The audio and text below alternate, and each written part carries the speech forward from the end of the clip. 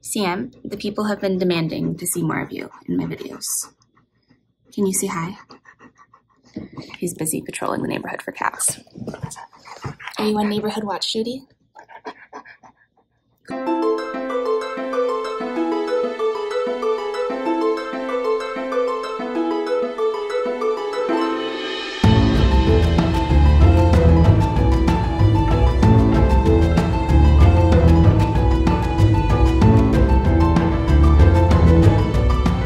Hi Flosstube! Thanks for stopping by my channel. My name is Shiloh and I'm a cross-stitcher, knitter, and crocheter living in Nova Scotia, Canada. You can find me on Instagram and Ravelry as @Xstitchmd, and I'll have a link in the drop-down box down below to a Google Doc that has a list of all the projects that I'm working on, because I've been working on a lot. I actually have both knitting and crochet finishes to share with you this week, which is exciting. This video is kind of a recap of May for Stitching for Me, because I think my last video was end of April, beginning of May. So I've gotten a lot of crafting done this month, which I'm really excited to show it all off to you. The first awesome thing that I have to show you is my framed Bewitched Park. So this is my giant full coverage piece, the biggest piece I've ever stitched. I got it back from the framers yesterday. It is now hanging on the wall and I am so happy with it. So I will take you downstairs to show it because it's so massive and now it's on the wall and I don't want to take it off. Bewitched Park is framed. I'm so happy with how it turned out. It looks amazing. It's on the wall in our living room. It looks so good. I'll give you a close-up of the frame here. So we went with just a basic black frame with this gold fillet, which I love. And then we went with this burgundy matte, which I think pulls out the reds from the piece really nicely. Originally, we weren't going to do the fillet, but I feel like that really helped make the oranges and golds pop in it as well. So apologies for all of the glare. I'm too cheap to get no glare glass.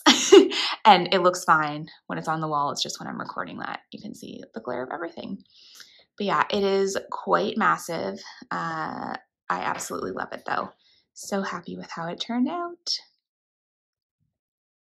I'm so happy with how that turned out. When I was at the frame shop yesterday picking it up, I also dropped off my Long Dog Sampler's fish and chips to get framed, and I'm so happy with the frame I picked out. I'll put a picture of it right here.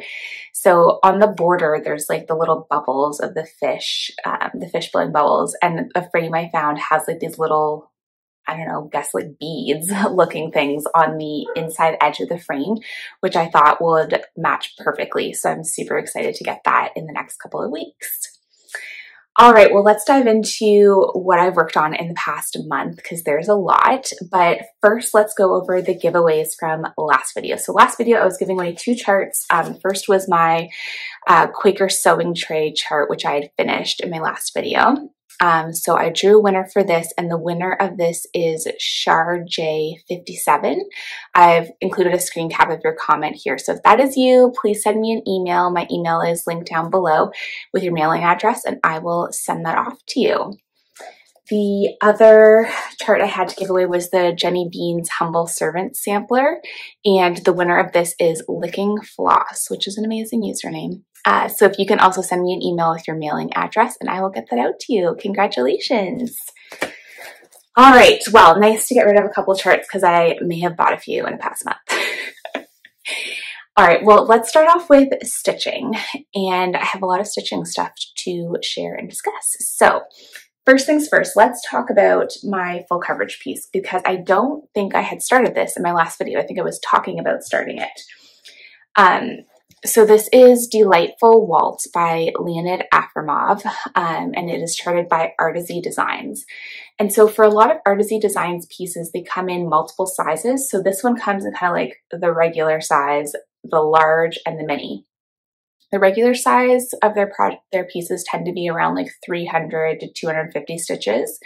So they're kind of like a nice medium size. It works out to be like 75,000 stitches total. The large is what I did for Bewitched Park, and that tends to be a lot bigger, like 500-ish by 400-ish, and that was around 187,000. So for Delightful Waltz, I looked at the mock-ups of all three, the mini, the regular, and the large, to see which one would kind of show a lot of detail, but maybe I didn't have to have it as huge as Bewitched Park. So I ended up choosing just like the regular size, which I think is 242 stitches by 300 stitches, something like that. So on 20 count, which is what I'm stitching it on, it'll be about 12 by 17, which is a nice decent size because I don't want everything to be massive.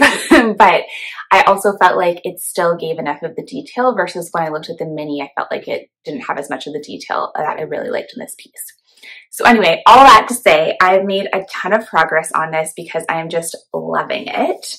So let me show you my delightful waltz. This is also my first time stitching on 20 count Aida, and I'm really enjoying it. I find the holes really easy to see and it is looking so good. So apologies for the hoop marks. There's where I'm at. So I'm also stitching this one a little bit differently than I stitched Bewitched Park. Bewitched Park, I was stitching in 20 stitch across columns all the way down.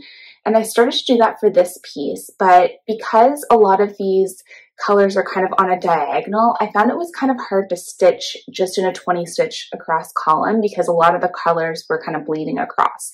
So what I decided to do was work all the way across the top instead. And I'm kind of working my way back now, and I'm really, really enjoying it. So this is 20 count Aida. I'm using one strand of the called for DMC, and I find the coverage is pretty good. This chart has a lot of colors, not a lot of dark colors. So on this edge, you can see some of the darker colors. So there's some black and some DMC 939 there. And you can see the coverage isn't as good, like especially up here. But because this doesn't have a lot of black in it, I think it'll be fine. And from here, I think it looks amazing.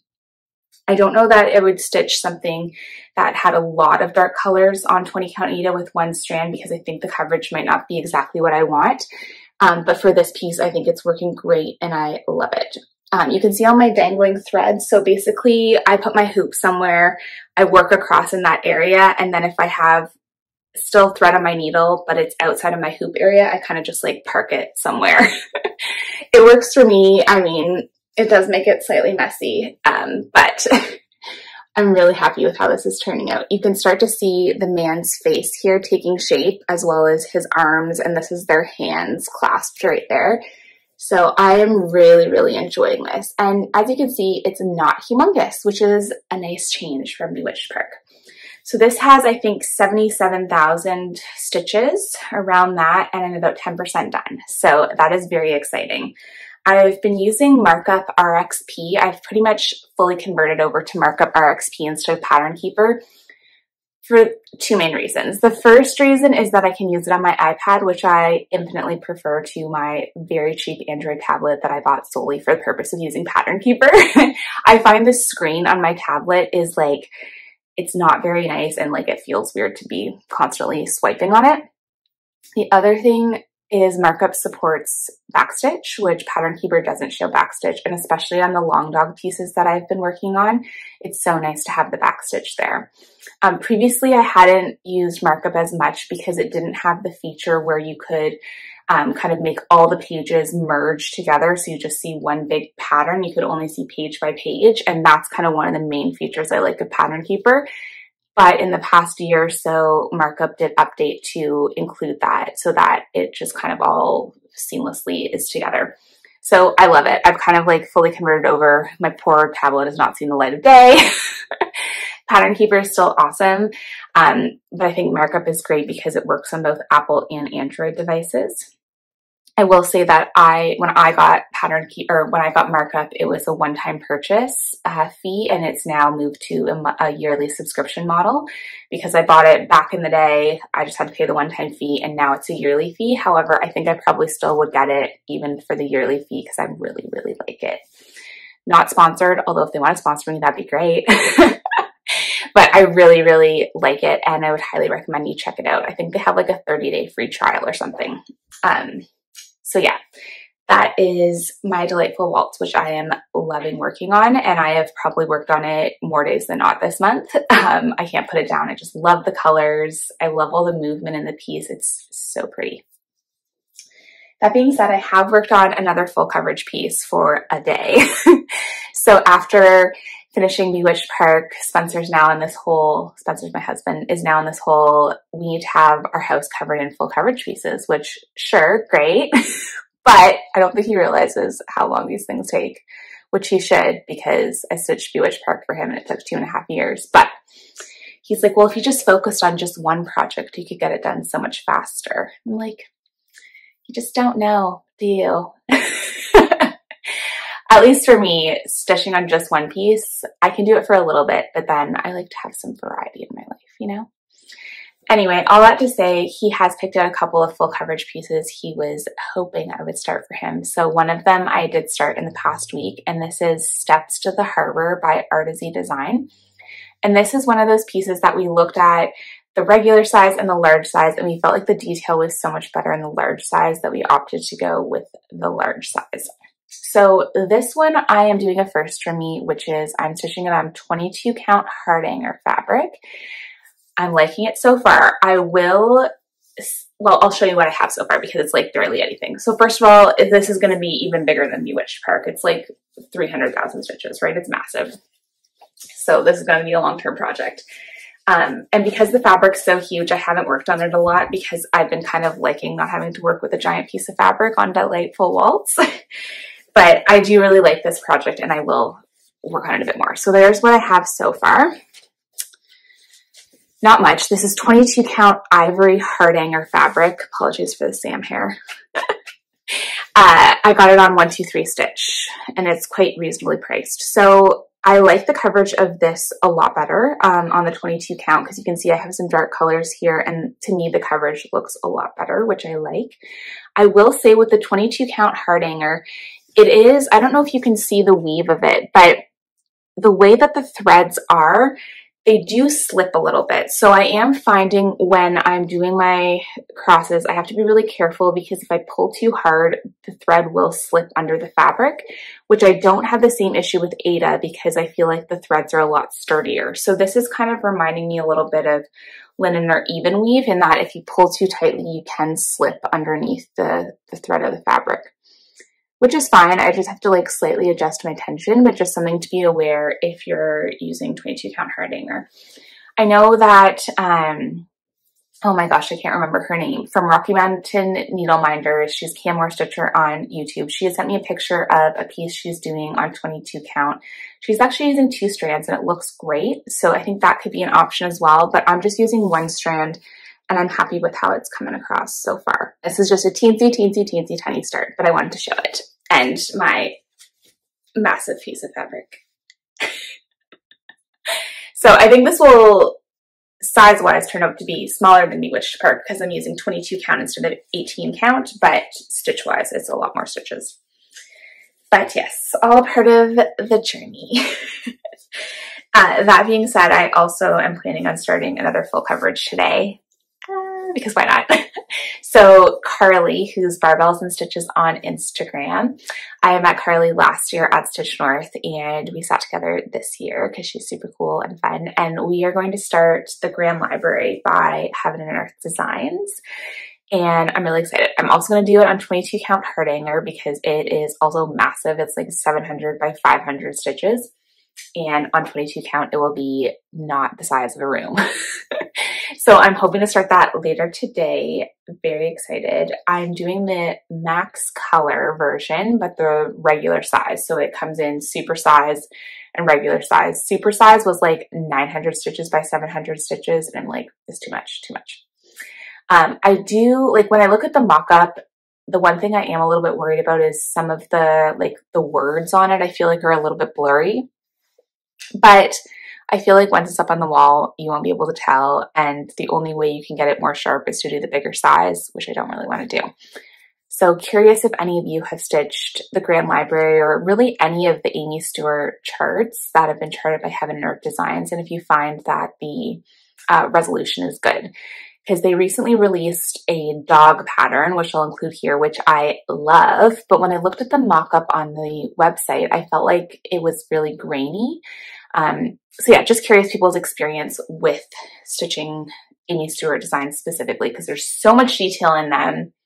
I feel like with Leonid Afro Mauve, it's a lot of like, you know, more like brush strokes and stuff. So it looks good whether it's small or big, but I feel like in the super detailed ones, you almost need it to be like a bazillion stitches just so you can actually see all of the little things. Yeah, but I'm really loving my full coverage era where I stitch all the full coverage things.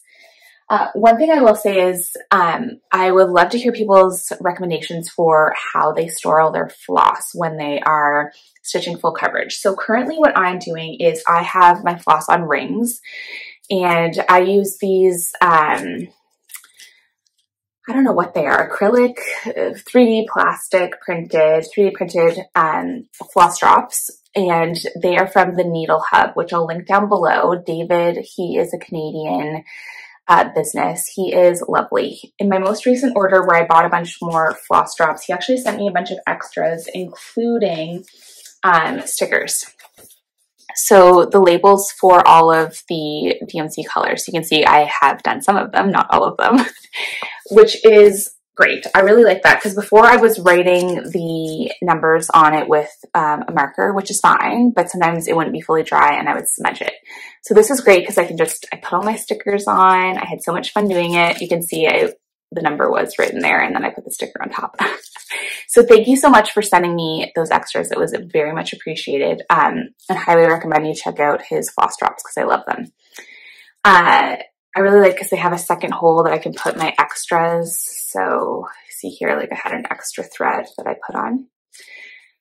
But yes, so how I'm storing my threads. So right now, like Delightful Waltz has 89 colors in it. And so what I've done is I've just put my floss on rings in groupings. So on this ring, I have like all of the 800s and 900s, the DMC 800s and 900s that are called for in Delightful Waltz. And I have all those together. So each ring has like a couple of ranges of numbers. So I have like one ring that's like the 100s to 300s, etc. However, if I'm doing multiple full coverage pieces, they're going to have colors that overlap between them. So I haven't thought of the best way to do that. I also don't have a good way of storing my DMC once I'm done with it. Right now, it's all just kind of in a box, which is very hard to like find. One thing I was thinking of is just having like a full DMC set on the floss drops and rings, where I could have like all the 900s on a ring, all the 800s on a ring, which would be easy. But I also worry about how practical that is because it's going to be a lot of flipping through colors to find it. At least for this, if I pull out this ring, I know that every single color is used in this particular project. So just wondering how people go about doing that. I know a lot of people use bobbins. I used to use bobbins. I just found that I was very lazy about rewinding the bobbin after I took out the color, and I would just shove it back in the bag and it would get all tangled. So I really like the floss drops because I don't have to take it off the floss drop. I just pull the thread right from the knot. Yeah, but I'm just trying to figure it out because I would like to have multiple full coverage pieces on the go because there's so many I want to stitch. And if I just limit myself to one at a time, I mean, I just don't want to do that. So before, this system worked out okay because I only had one full coverage going at a time. But if I'm going to have multiple, I've got to think of another way. So love to hear your recommendations and tips. I recently watched Elizabeth Frizzy Lizzy Stitch's DMC organization video, which was super cool. She uses the Atom Heart floss drops, which they also function as a bobbin, so you can wind them, which is super cool. But for me, the main issue is more like, how do I use them and keep them organized while I'm actually stitching them? Like, it's one thing to have them stored, but like when I'm actually using them, how do I do that in a practical way? So a lot of rambling for me to say, please help and give me all the suggestions. But that's what I'm doing for now. And I have a very fancy project bag, which is a Lululemon reusable bag that I have everything shoved in. So fancy. All right, enough about full coverage. Let's talk about some of the other projects I've been working on. So a couple of these are repeats from last time, which is good. I'm working on previous flips because I feel like some of my videos just tend to be, look at all the million things I just started and I didn't work on anything else. So this project is one that I started at Stitch North with my friend Lauren from New Hampshire Stitcher, and I've made some progress on it. So this is Moonbeam Tea. by Ink Circles. I just love this fabric. Like, look at the modeling on this fabric. It's amazing. Also, my cute needle minder. So cute. So yes, I made some progress on this. I am really loving this. It's so pretty. I am debating whether or not I want to fill in the teapots. So on the chart, there's the yellow at the bottom of the teapot, which represents the tea. And then they have this part of the teapot filled in with gray. But I'm like, I might just leave it. You know, I kind of like how it looks like this. So debating. Currently I've left them. I can always go back and fill it in later. But I'm loving this. So I am stitching this on a 40 count, one-of-a-kind linen from Roxy Floss Co. And I'm using a Roxy Floss Co. conversion that Lauren and I came up with. And I have it linked on my, it's posted on my Instagram page. If you go to my story highlights under conversions, I have the conversion listed there. So that's been really fun to stitch. And surprisingly, even dark 40 count, I can see it as long as it's early in the day and I'm sitting at my stitching chair, which is by the front window, and I can see it perfectly.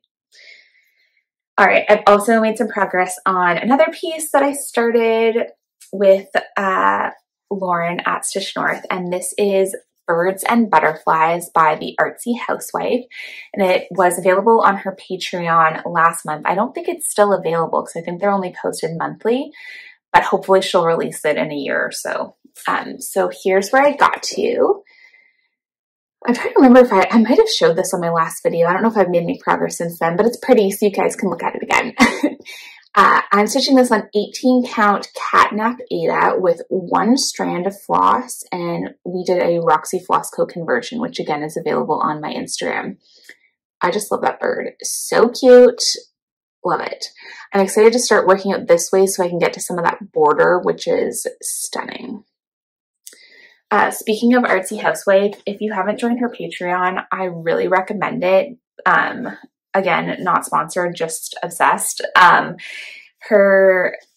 She is releasing like just some absolutely stunning charts. So this one from this current month called Summer Plums. No, is it called Summer Plums? I can't remember. It's beautiful. I need to stitch this ASAP and I love it. So yeah, very exciting every month to see what new things she comes out with. All right, speaking of Artsy Housewife, I did have a new start of an Artsy Housewife chart because why not? So I originally was planning on starting this piece on the other half of the Catnap Aida. However, it was going to be slightly too small. So I dug through my stash and I found a perfect piece of fabric. So this is the Mellow Yellow piece by Artsy Housewife. And here is my little start on it. So I'm using all the called for floss, which are mainly Classic Colorworks, and I think there's also Gentler. And I'm using 32 count, oh gosh, I think it's Vintage Cedar Plank by Lakeside Linen. Pro tip, although if I tell you this, then maybe I won't be able to get the fabric. On 123 Stitch, they randomly list Lakeside Linen, I think just as they get it in stock. So I spent some time and like added myself on the like to be notified list for like a bunch of different colors, and then they email you once you're in stock. But you literally have to like get them as soon as it posts because they sell out like immediately. But that's how I managed to snag some Lakeside Linen, is just checking 123 Stitch all the time and being on their email list. So yeah, so tiny little start. This is just one day's worth of work, but I really like it and I will be getting back to work on it. So pretty. Also really like this fabric, and I feel like it's a pretty close match to Catnap. So yeah, so I think these pieces will be nice complements to each other. Also, this needle minder. So good. All right, this next piece is one I also started at Stitch North. Look at me working on my pieces. And this is a stitch along with Lauren, New Hampshire Stitcher, Elizabeth, Frizzy Lizzy Stitches, and Liz, Elizabeth Ann Can Stitch. Lauren has actually finished hers because she is an overachiever and makes the rest of us look bad. I am at the halfway mark. I think Liz is at the halfway mark too. I'm not sure about Elizabeth if she's posted hers recently or not, but I am moving along on this one. the fabric is showing up really true to color here. It's stunning. I love it. So this is a 32 count fabric hand-dyed by Rolanda, which is called Lilac Amour. And I guess I should have mentioned the name of the chart. I didn't even say that. So this is the Skipjack sampler by Ardith Design. And she just recently posted the PDF version on her website. So that if you want to get that, it is now available as a PDF. So we did a Roxy Floss conversion for this. Again, available on my Instagram page.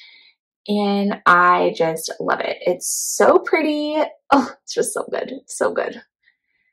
So yeah, excited to have this finished in the next little bit. It's not a huge chart. Again, that's like halfway. I think on markup, it's around 5,000 stitches. So not huge. Hopefully this will be a finish in the next month or so. Love that. Okay, this next chart I showed in my last video, and since then I have started it, and I also enabled Liz, Elizabeth, and Xstitch to start it as well. So that always feels nice to enable another enabler. So this is in the library by Moho Stitches, and I had purchased the thread pack from their website, or sorry, from their Etsy page, which I don't know if it's available right now. They kind of come in and out of stock. So I've made a little start on this. It's actually a lot of stitches, but it doesn't look like a lot because it's on 46 count. So there is my little start, and okay, that's the fabric color there. My camera's not loving this fabric color. I realized the cat's looking a little bit creepy because I have its eyes and not the rest of its face in. So this is a 46 count, one-of-a-kind Roxy Floss Co. linen.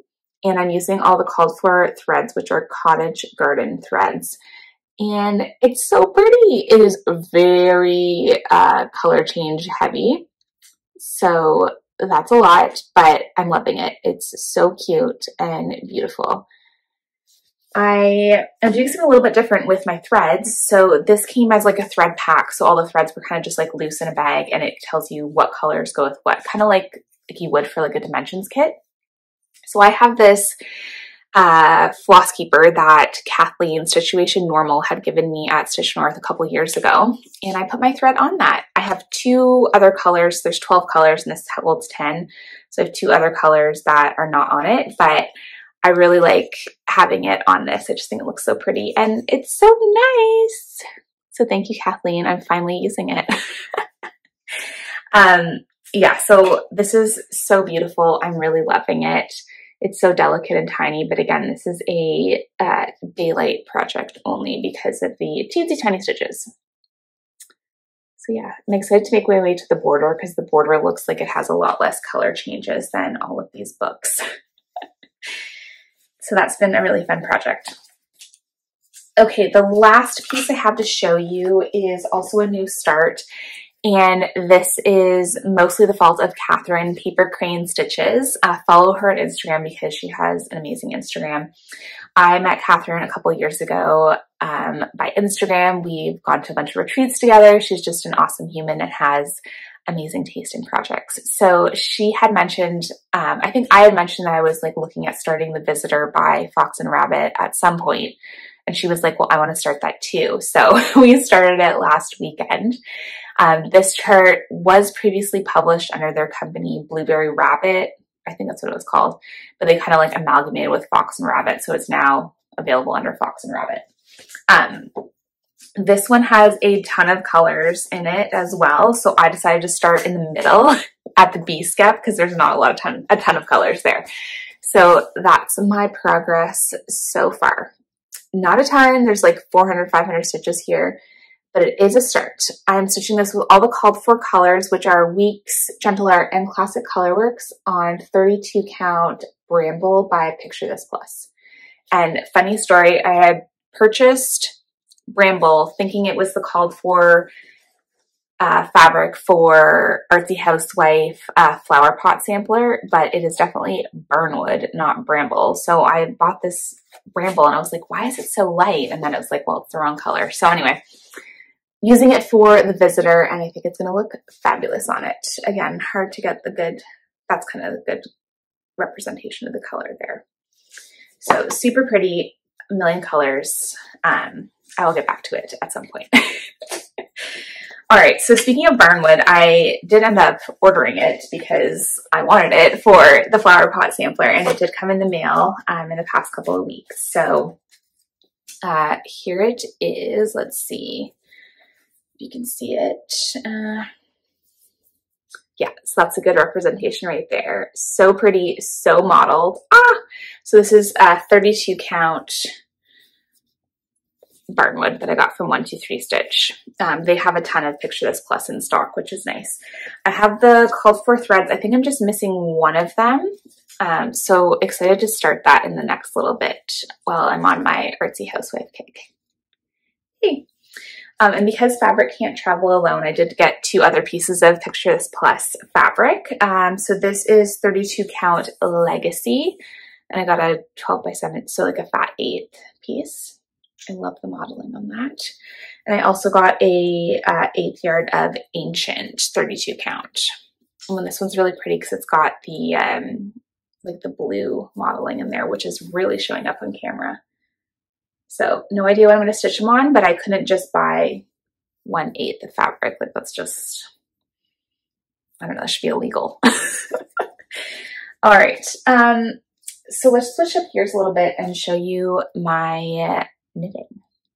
I've been on a quest to clear up my knitting whips. So this closet behind me has, well, first of all, it has my clothes because our house is small and our master bedroom closet is full of Spencer stuff. So that has my clothes in it. And it also has a ton of knitting whips. So I have this bad habit of like starting a shawl, knitting till almost the end, and then there's like an I-cord bind off or something, and I'm just like, start a new one. Or I knit until, you know, the shawl gets to be 400 stitches long, and then I'm like, new one. So I'm trying to go through and finish some of them so I can like make room for more whips.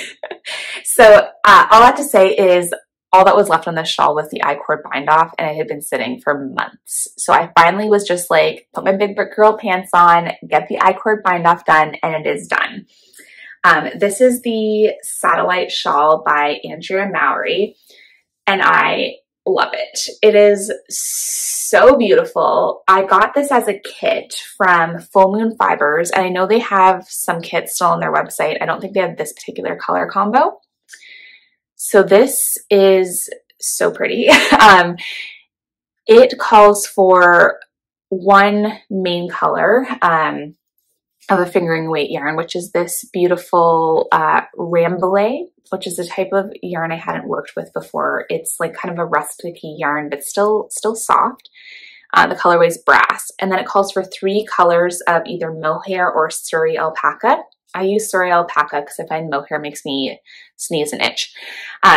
So this color, I'm going to put the names of the colors because I don't remember them offhand because, again, I started this forever ago. So we have this yellow, this pink, and then this kind of like greeny, pale green color. And those kind of just alternate throughout the shawl. So this is now finished and stunning and beautiful. It needs to be blocked and ends woven in, but that's a project for another time. Yeah, so all I had left to do was this I-cord bind off, which again was very long. It was like 400 stitches long from here to here, but I just sat down. It took an hour or so, but I did it. So that is another shawl off the needles, finally. My plan for a bunch of these shawls is I need to block them, weave the ends in, and then I just have like kind of a gift basket where I can gift people things because I don't need 500 million shawls as much as I would like to. But I might keep this one because I really love the colors on this. I love this gold color. So yeah, that is the Satellite Shawl. Super fun to knit. Highly recommend. It's brioche mixed with garter stitch. There's short rows in it. It's super fun, very, very entertaining, and I loved it. So yeah, that is a Satellite Shawl. And then the other thing I had that literally just needed like 5 rows ribbing and bind off was a cowl I made with the leftovers. So with this shawl, I had full skeins of the Surrey alpaca, and you didn't use the full skein. So I used the full skein. I used the remainder of the skeins to make this cowl. So I had knit up to here. that was done. And it literally just needed like 2 more rounds and then the ribbing bind off. And I hadn't done it, so I did it. I did not use a pattern for this. I just cast on, I don't even know how many, 100 and something stitches. I did 1 by 1 ribbing for 10 rounds, and then I just knit in the round. So this is so soft because it's Surrey alpaca. It's so soft and cozy and wonderful. Again, needs to be blocked, ends woven in. That's maybe a goal for next year, is to like do some of that stuff. But it's so cozy, and I got to use up all the remainder of the skeins, which is very nice. So yeah, you can see my stripes are not of equal length, but that's fine because I think the pink, you used the least of this color and the most of the pink. But yeah, I wish you could feel this. It's so soft, and look at that halo on it. Yeah, so that is another finish. All right, I have one knitting whip to share with you, and this is in the amazing project bag that my friend Elizabeth Ann Ken Stitch made for me. So myself, Liz, and Lauren, New Hampshire Stitcher, decided to cast on a shawl together, and that is the Melt Shawl by Andrea Mowry. And it actually has like some similarities to the Satellite Shawl in terms of like brioche mixed with garter, and it's been super fun to make. So I'll show you my yarn colors first. These are all by Cozy Posy Yarn Co. And these are from her Taylor Swift collection, which is no longer available, but she might be putting some extras for sale in the next little bit. So follow her on Instagram. She's a Nova Scotia dyer, so shout out Nova Scotia. So this color is called Snow on the Beach, which is a beautiful like gray with some gold speckles in it, which matches beautifully with this gold color, which is Fearless. And then the third color is this dark gray black called Reputation. So I got 4 skeins of the main color and 1 skein each of the contrast colors, and I'm making the larger size of the shawl. It comes in 2 sizes, and I'm making the bigger size. The smaller size, you just need 3 skeins of the main color. This is her DK base that has cashmere in it, so I think it's called Swoon, and it's I think 80% merino, 10% nylon, 10% cashmere. I could be wrong, but I think that's what it is. I have not been able to put this down. I'm loving this so much. So I will show you where I'm at if I can figure out which way is up. Okay. Excuse all the ends. This shawl has a lot of ends. So here's where I'm at. I mean, how stunning is this? Let me show you up close. So we have lace sections. We have garter with stripes, and then we have brioche. So you can see it's reversible. Oh my goodness, it's just so pretty. So in the larger size, it has 3 of the brioche sections between the lace sections. The smaller size has 2. I'm just loving this. It's so squishy. It's so beautiful. I can't get enough.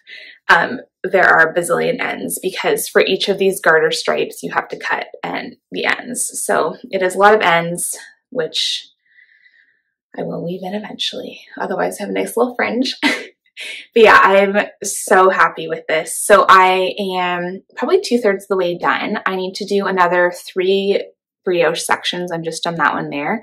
And then the final lace section uses all 3 of the colors in the lace, which I think will be so pretty. So this is going to be huge, but that's how I like my shawls, is huge. And it's just been so much fun to work on. It's got an I-cord border throughout, which is beautiful. I just love how the colors change in the I-cord border. So fun. I will say this pattern did require me to read very carefully when I first started because it wasn't intuitive to me about these garter stripes, but once I understood it, it's easy to do. I just had to read the pattern a couple of times to understand what was going on. Yeah, so love this pattern. Really excited to have this finished and off my needles, and I think this will actually be like a high priority to actually block and have the ends woven in because I want to wear it ASAP.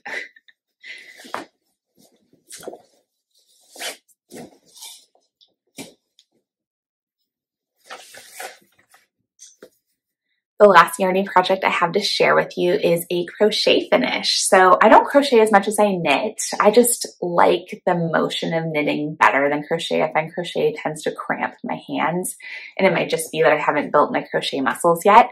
That being said, I do really like using crochet for blankets because it uses up a lot of yarn. It goes a lot faster than knitting, and I just love how a granny square works. So last year I had made a giant granny square blanket for my father-in-law, which he loved, and Spencer's cousin, who is more like his brother than his cousin, over at our house all the time.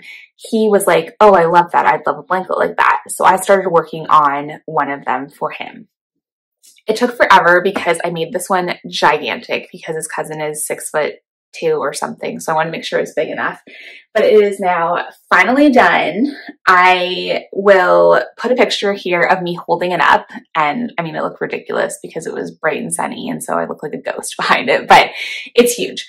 It's so squishy and cozy and amazing. I basically just made a granny square and just kept going until it was humongous. I'll measure it so I can put the exact measurements on this. I will say by the end, this was a pain to work on. It's very heavy because it's like, I don't even know how many balls of yarn are in this. A lot. Like this has to weigh at least 5 pounds. But it's very cozy and squishy, and it's now washed and ready to be gifted to him. So what I did with this is I held one color, which was Cascade 220 in the colorway Limestone. I used that throughout the blanket, but I alternated between holding it with Knit Picks Swish Tweed in Oyster Heather versus some kind of green or blue. So I just alternated that throughout, if that makes sense. So yeah, and then I finished it off with 2 rounds of the cream colors. So yeah, I'll open it up a little bit so you can see it a little bit better. But it's so big. So there you have like a sense of it. Yeah, I'm excited to gift this to him, and I hope he loves it. I had a lot of fun making it until the last like 10 rounds when it was just way too big to deal with. So now that that one's done, I have started another crochet blanket for Spencer's other cousin, who's basically like his younger sister. So let me show you that one. All right, so this one I have in this fun bag from Knit Picks, which shows you how to do the Kitchener stitch, which is helpful because I always forget. So I am doing, instead of a giant granny square, I'm doing a corner to corner blanket. I just wanted something a little bit different. So I started this yesterday. Here's where I'm at so far. If you can't tell, I really love holding 2 yarns together. I love the feel of fingering weight yarn, but I like working with more of a DK weight. So holding 2 fingering yarns together is ideal for me. So this is where I've started so far. I'm using Knit Picks Hawthorn. I have 10 skeins of the bare yarn, and then I have 10 skeins of greens and pinks, which I'm doing in a fade. So I'll show those to you. So I bought like 2 packs of the fades. So they have like fades on their website that are like a little bit, they have like a discount on them. So these are the 5 greens. You can see here, and it ends with a speckle. And then I'll get the 5 pinks, which aren't in exact order, but you know, close enough. And there are my 5 pinks. So what I'm going to do is I'm starting with the darkest green, fading to the green speckle. Then I'll start with the pink speckle and then fade out to the darkest pink. And all the while I'll be holding it along with a skein of the bare yarn. So it kind of, what the bare yarn does is, first of all, it makes it more of a DK weight, which I like better. And it kind of models out the color so the fade looks even better. So yeah, so this is the first skein. That's how far I've gotten so far. I really like corner to corner. It's super easy, quick. I just Googled how to make a corner to corner blanket and used one of the tutorials there. So it's not a specific pattern. I'm just going to keep increasing until I've used all of my green up, and then I'll switch to the pink and start decreasing. So it'll be a square. And yeah, super fun, super easy, relaxing. I will say I love crochet, but the one downside for me versus knitting is I have to look at my crochet. I can knit without looking if I'm just doing garter stitch or stockinette stitch, but if I am crocheting, I have to look at it. So I find that a little bit, it is something that prevents me from crocheting because I often knit while we watch TV, so I can still watch it. But if I'm crocheting, I still have to look down. So just curious, is that like something that people can do, is crochet without looking, or do you always have to look? Because I feel like, because, I don't know, just an interesting observation I made. That being said, I'm also very much a crochet newbie. I've been crocheting for like a year and I've been knitting for like 20 years. So that could play a role in it as well.